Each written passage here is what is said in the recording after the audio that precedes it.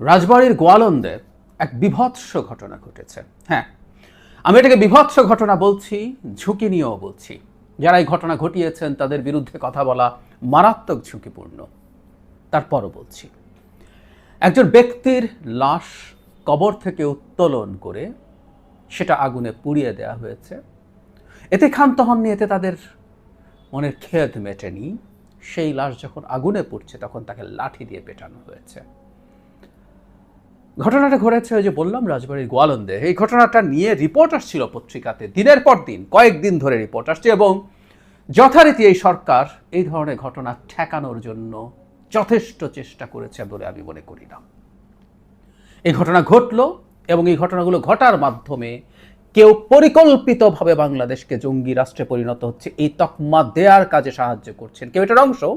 আর একটা অংশ আসলে না বুঝে এর পেছনে লেগে গেছেন, এবং দুটো রাজনৈতিক দলের নেতাও এই যে ঘটনাটা ঘটেছে তার সাথে জড়িত। দুটো সবচেয়ে সিগনিফিক্যান্ট দলের নেতা, বিএনপি এবং জামায়াতে ইসলামী। জামায়াতে ইসলামীর এর সাথে জড়িত থাকার খানিকটা কারণ আমি খুঁজে পাই, কিন্তু বিএনপি নেতার বা বিএনপির লোকজনের এর মধ্যে ইনভলভ থাকার স্টুপিডিটি দেখে আমি অবাক হই যে এই দলটা আসলে কিভাবে জাতীয় পর্যায়ে রাজনীতি করবে, কেন এটা স্টুপিডিটি, আর কেন জামাতও চাওয়া তাদের জন্য খুব অসম্ভব না। সেই জায়গায় আসবো। ঘটনাটা একটু বলি, আপনারা হয়তো অনেকে পড়েছেন। এ ভদ্রলোকের নাম হচ্ছে নুরাল পাগলা। তাকে পাগলা এভাবে বলেই চেনে মানুষ। উনি বেশ আগে একবার নিজেকে ইমাম মাহাদি দাবি করেছেন, এই ধরনের অভিযোগ তার বিরুদ্ধে আছে। পরবর্তীতে তার এলাকায় এটা নিয়ে যখন তীব্র সমালোচনা হয়, তিনি মুচলেকা দিয়ে এলাকা ত্যাগ করেন। তারপর একটা পর্যায়ে তিনি আবার এলাকায় ফিরে আসেন। ফিরে আসার পর ইনফ্যাক্ট কয়েকদিন আগে তিনি মারা যান। এরপর আসলে ঘটনার প্রেক্ষাপট তৈরি হয়। সেটা হচ্ছে তার কবরটা ভূমি থেকে বেশ কয়েক ফুট উপরে একটা বেদির মতো জায়গায় কবর দেওয়া হয়, এবং ঘটনা যেটা সম্ভবত আরও বেশি অনেকের কাছে আপত্তিকর মনে হয়েছে, সে কবরটায় কাবা শরীফের মতো করে রং করা হয়েছিল।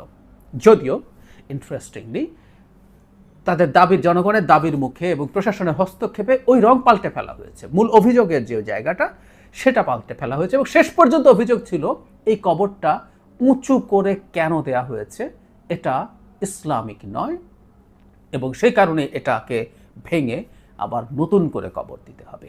শেষ অভিযোগ এটা। আবারও বলছি, কাবার আদলে এটা তৈরি করা এবং কাবার মতো রং করা নিয়ে অভিযোগ যেটা ছিল সেটা শেষ করা হয়েছিল, এটা রং পাল্টে ফেলা হয়েছিল, কিন্তু পরবর্তীতেও তাতে ক্ষান্ত হয়নি। ইমান আকিদা রক্ষা কমিটি নামে একটা কমিটি, যেখানে ইমামরা ছিলেন, অন্য ধর্মগুরুরা ছিলেন, ওখানে জামায়াতের আমির ছিলেন, ওখানে বিএনপি সম্ভবত মেম্বার সেক্রেটারি বা ওই এলাকার মানে খুবই উচ্চপদস্থ একজন ছিলেন, সবাই এর মধ্যে আছেন, এবং তারা দফায় দফায় সময় দিচ্ছিলেন প্রশাসনকে। তারা প্রথম ওই পরিবারকে বলেছে, সেটা না হওয়াতে তারপর তারা প্রশাসনকে স্মারকলিপি দিয়েছে, এবং বৃহস্পতিবার তারা সংবাদ সম্মেলন করে ঘোষণা করেছিলেন শুক্রবার ওইটার প্রতি তারা একটা মার্চ করবেন। সো প্রত্যেকটা জিনিস পরিকল্পিত ছিল, এবং কারা কারা এর সাথে জড়িত আছে সব কিছু প্রশাসন দেখেছিল, কিন্তু কোনো পদক্ষেপ অগ্রিমভাবে নেওয়া হয়নি। রাদার যখন এই লোকজন যাওয়া শুরু করলো তখনও যথেষ্ট প্রস্তুতি ছিল বাধা দেওয়ার বলে আমার মনে হয় না। ওখানে যে পরিমাণ পুলিশ ছিল সেটা তাদেরকে রীতিমতো তাদের গাড়ি ভাঙচুর টাংচুর করে, ওখানে পুলিশ বা অন্যান্য সরকারি কর্মকর্তা যারা ছিলেন তারা আহত হয়েছেন করে ওই মব ওখানে যায়, সেখানে কবর থেকে ওই ডেড বডি তুলে নিয়ে আসে, পড়ায়, এবং বললাম এক বীভৎস নারকীয় কাজ ওখানে সংঘটিত হয়। নুরাল পাগলা ইমাম মাহাদি দাবি করা বা পরবর্তীতে কি হয়েছে, কবর দেয়া কেমন হয়েছে, সেগুলো যারা এই ব্যাপারগুলো জানেন বোঝেন তারা সেগুলো নিয়ে কথা বলবেন। কিন্তু আমার মূল জায়গাটা যেটা, সেটা হচ্ছে যখন এই দাবি তারা বলতেই পারেন, এই যে ইমান আকিদা রক্ষা যে কমিটি আছে তারা বলতেই পারেন, তারা পরিবারকে বলেছেন, পরে প্রশাসনকে তারা আলটিমেটামও দিয়েছেন, কিন্তু সেটা শোনা না পরে তারা গিয়ে এসে করেছেন। আমাদের আসলে গুরুত্বপূর্ণ প্রশ্ন হচ্ছে, সেটা প্রশাসন যদি সেভাবে ব্যবস্থা নাও নিয়ে থাকে, তারপর এখানে যখন এইভাবে লোকজন গিয়ে মানে মারাত্মক তাণ্ডব তৈরি করছে, তখন এই কাজটা হতে দেওয়া যাবে কিনা, বা যারা এটা করতে গেছে তারাও এই কাজটা করতে পারেন কিনা, এই প্রশ্নটা জারি রাখা খুবই জরুরি, খুবই জরুরি। এটা করা যাবে না, নো ওয়ে। তাদের যদি এটা ধর্মীয় অনুভূতিতে আঘাত দেয়, হতে পারে নিশ্চয়ই, এটা ভুলও হতে পারে, কিন্তু এটাই বলছি যে এর জন্য এইভাবে এই বিভৎসতা তারা ঘটাতে পারেন না। এবং একটা রাষ্ট্রকে, একটা সরকারকে আসলে তার সক্ষমতা দেখাতে হবে এই রকমভাবে বেআইনি কাজ কেউ করতে পারবে না। অবশ্য এটা তো সামান্যই, এই সরকারের সক্ষমতা দেখানোর অভাব আমরা প্রথম থেকে দেখছি। আমি প্রায় বলি কথাটা, আসলে সরকার এই বিরাট ডানপন্থী একটা গ্রুপকে হাতে রাখতে চেয়েছে, বা সরকারের একটা অংশ তারা চেয়েছিল প্রয়োজনে তাদেরকে যাতে মাঠে নামানো যায়। তাই তারা যা যা করেছে, 100-র উপরে মাজার ভাঙা হয়েছে। এই মাজার ভাঙা নিয়ে অসংখ্যবার কথা বলে বলে আমাকেও ইসলাম বিদ্বেষী ট্যাগ দেওয়া হয়েছে বহুবার, বাট আই ডিডন্ট কেয়ার। আবারও বলছি, রিস্কি। বাংলাদেশে এই ট্যাগ দেওয়া মানে হচ্ছে কাউকে হত্যাযোগ্য করে তোলা। ইসলাম বিদ্বেষী, সুতরাং হত্যা করে ফেলা যায়। আমি জানি আমার বিরুদ্ধে এই ধরনের একটা ফ্রেমিংয়ের চেষ্টা হচ্ছে, কারণ অনেকেরই খোয়াবের বিরুদ্ধে আমি কথা বলছি। এই রাষ্ট্রটা যাতে স্টেবল থাকে, এই রাষ্ট্র যাতে গণতান্ত্রিক পথে এগিয়ে যায়, সেই লড়াইটা করতে চাই। যেটা পছন্দ হচ্ছে না, সুতরাং আমি যা বলছি সেটার বিরুদ্ধে যুক্তি না, ট্যাগ করে দাও। 100-র বেশি মাজার ভাঙা হয়েছে, মেয়েদের ফুটবল খেলা বন্ধ করা হয়েছে, বহু জায়গায় গান বন্ধ হয়েছে, অভিনয় বন্ধ হয়েছে, নাটক বন্ধ হয়েছে, বহু জায়গায় এই ঘটনাগুলো হয়েছে। নারীরা শরীর উদ্বোধন করতে গিয়ে বাধা পেয়েছেন, নারী স্মোক করেছেন পাবলিকলি, তাকে পেটানো হয়েছে।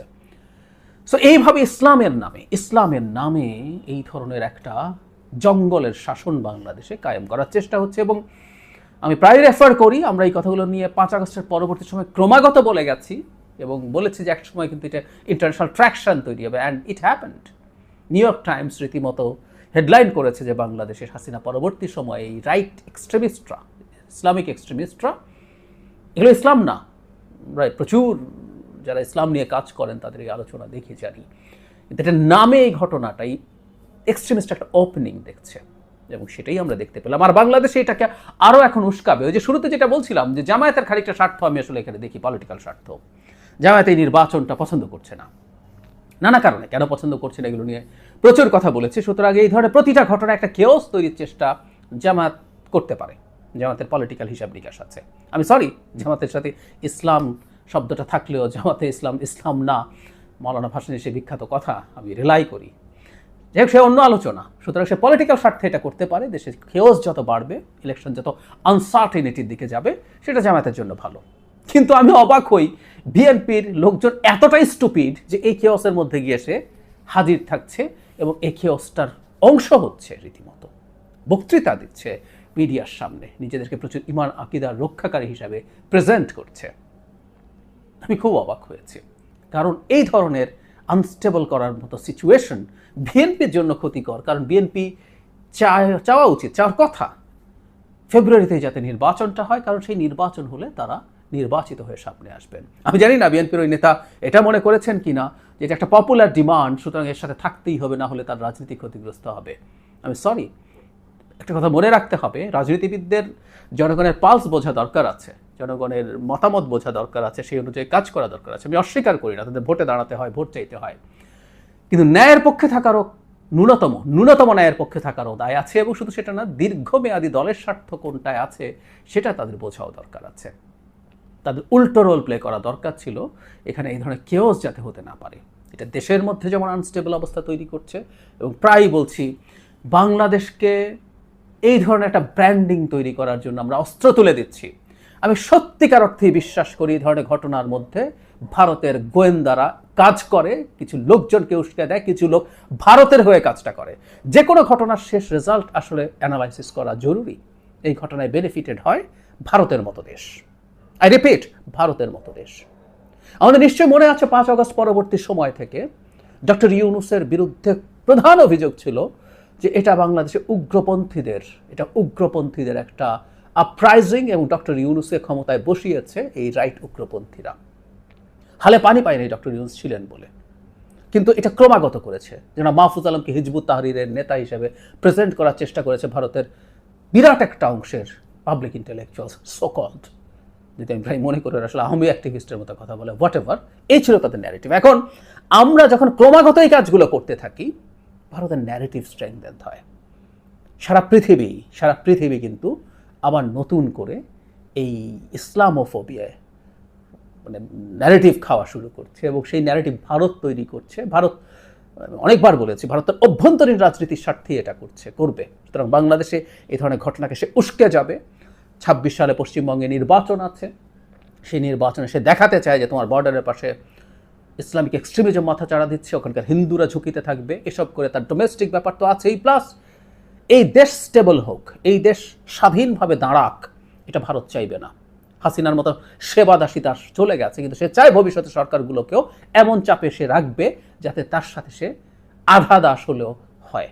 সুতরাং যতই বাংলাদেশকে এই ধরনের ট্যাগ দেওয়া যাবে, ভবিষ্যতের সরকারকে তত চাপে রাখা যাবে। এবং আমি নিশ্চিতভাবে বলছি, এই ধরনের কাজ যারা করছেন, একটা অংশ না জেনে করছেন, এ ধরনের নানান রকম উস্কানিতে পা দিচ্ছেন, কিন্তু একটা অংশ তাকে যতই মোল্লার মতো দেখাক, হুজুরের মতো দেখাক, তাকে যতই ইসলামিস্ট মনে হোক, একটা অংশ আসলে ভারতের রয়ের পরিকল্পনায়